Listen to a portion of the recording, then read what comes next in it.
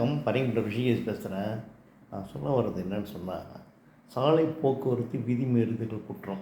அவன் வேகமாக போகிறது, ஹெல்மெட் இல்லாமல் போகிறது, 3 பேர் ட்ரிபிள்ஸ் போகிறது, செல்ஃபோன் பேசிட்டு போகிறது, காதில் செல்ஃபோனோட கனெக்ஷன் வச்சு பேசுகிறது, இந்த மாதிரி பல்வேறு தப்பான விஷயங்களை செய்வதெல்லாம் தடுக்கணும்னு சொன்னால், காவல்துறைக்கு ஒரு புதிய சட்டத்தை உருவாக்கி தமிழ்நாடு அரசு நம்ம மத்திய அரசு கொடுக்கலாம். அது என்ன சட்டம்னா, அந்த மாதிரி போகிறவங்கள பிடித்து தோப்பு கரணம் போட வைத்தல், முட்டி போட வைத்தல், பப்ளிக் பொது வெளியில் முட்டி போட வைத்தல்,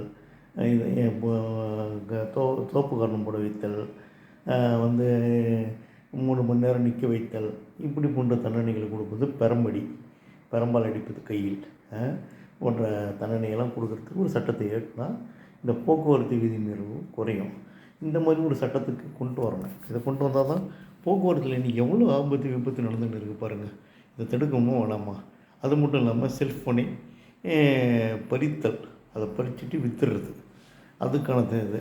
இந்த மாதிரி ஒரு தடைக்கு மேலே இந்த செல்ஃபோனில் பேசிக்கிட்டு வண்டி வாகன ஓட்டிகள் செயல்பட்டாங்கன்னா அவங்க செல்ஃபோனை பறித்து விற்பனை செய்தல், இது போன்ற செயலெல்லாம் கொண்டு காவல்துறைக்கு அதிகாரத்தை வழங்கி இந்த மாதிரி ஒரு செயல்பாட்டை கொண்டு வந்தீங்கன்னா போக்குவரத்து விதிமீறலும் குறையும், விபத்தும் குறையும். இது ஒரு விபத்து தடுப்பு நடவடிக்கையாக இருக்கும்.